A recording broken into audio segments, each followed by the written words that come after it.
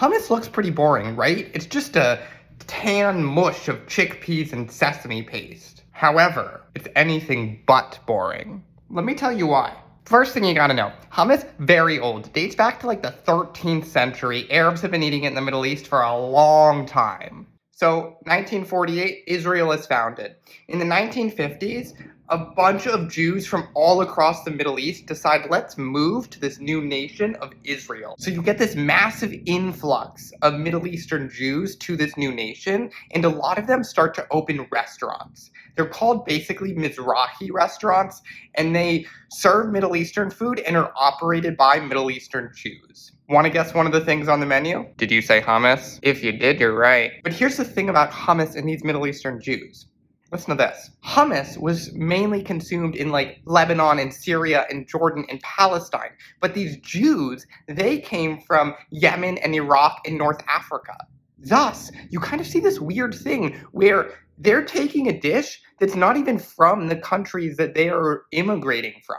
By eating hummus, these Jews, no matter where they came from, could become locals. So over time, as these restaurants served more and more and more hummus, the dish kind of took on this connotation as Jewish Israeli, and it fell away from its Arab roots and its origins.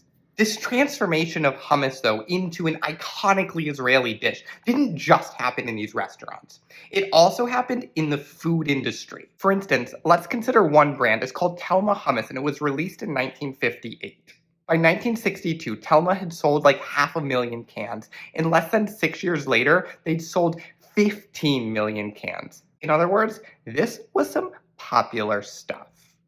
Here's what's interesting about Telma Hummus, though, is how they marketed themselves. They marketed their product as an Israeli dish. For instance, in one Telma marketing campaign, they said the following: Knishes, Vernikas, not all your guests are going to be familiar with these Eastern European dishes, but everyone eats hummus enthusiastically.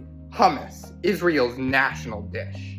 In essence, what Telma did is they marketed hummus's connection to Israel, to the location.